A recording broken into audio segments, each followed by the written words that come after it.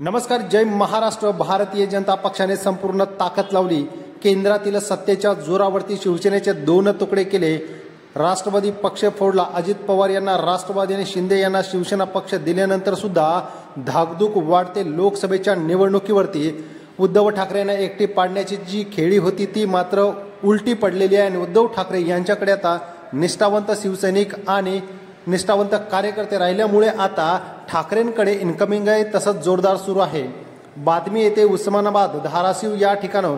धाराशिव जिल्ह्यामधून नवसैनिकांनी या ठिकाणी पक्ष प्रवेश करून घेतलेला आहे.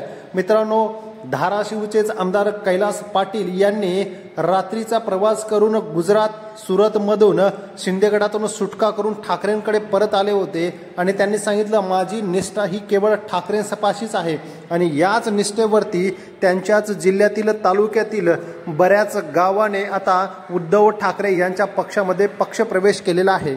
लोकसभेच्या निवडणुकीच्या तोंडावरती हा झालेला पक्षप्रवेश बरंच काही सांगून जातोय आणि येणारी धाराशिवची लोकसभा ओमराजे निंबाळकर हे नक्कीच जिंकतील असा विश्वासही त्याने व्यक्त केलेला आहे.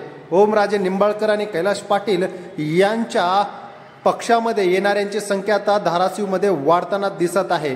मित्रांनो, उद्धव ठाकरे यांची ताकद ही अजूनही वाढत राहील का हे कमेंटद्वारे नक्की कळवायला विसरू नका व चॅनलला सबस्क्राईब केलं नसेल तर सबस्क्राईब करा. व्हिडिओला लाईक करून हा व्हिडिओ जास्तीत जास्त शेअर करा.